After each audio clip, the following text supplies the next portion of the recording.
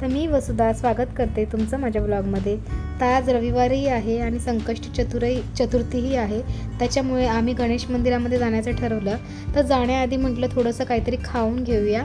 तर हे डोंबिवलीतलं सगळ्यात फेमस असं अप्पमचं ठिकाण आहे।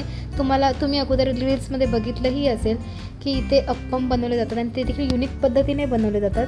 आपण नेहमी डोसा वगैरे बघतो, तर डोसा बनवण्याची पद्धत वेगळी आहे आणि हे अप्पम बनवण्याची पद्धत अगदी वेगळी आहे। तुम्ही बघू शकता ते कढईमध्ये बॅटर टाकून त्याला असं गोल गोल फिरवतात।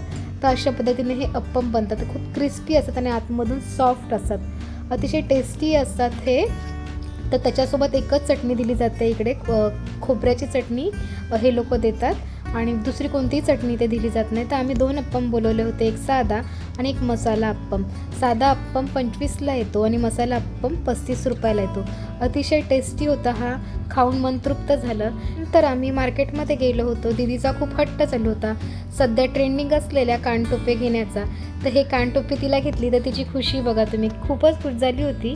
त्यानंतर मग आम्ही गणपती मंदिरकडे चाललो आणि गणपती मंदिरमध्ये गेल्यावरती इथे थांबावं लागलं आम्हाला थोडा वेळ, कारण 2:30 वाजता मंदिर ओपन होते आणि आम्ही लवकर पोचलो होतो। तर तिकडे थांबलो। तर दीदीची इथे मज्जा चालली होती, टोपीसोबत खेळणं काय तिचं संपत नव्हतं। तोपर्यंत इथे मंदिराकडे वाट बघत आम्ही थांबलो होतो। बरोबर 2:30 वाजता मंदिर खुलं झालं आणि त्यानंतर आम्ही गणपती बाप्पाचं दर्शनही घेतलं आणि गणपती दर्शन वगैरे झाल्यानंतर भरपूर वेळ बाहेर उन्हात थांबल्यामुळे थोडीशी तहानही लागली होती। त्यामुळे एक स्टेशनजवळ असणाऱ्या फेमस कैलास लस्सीमध्ये आम्ही लस्सी प्यायला गेलो।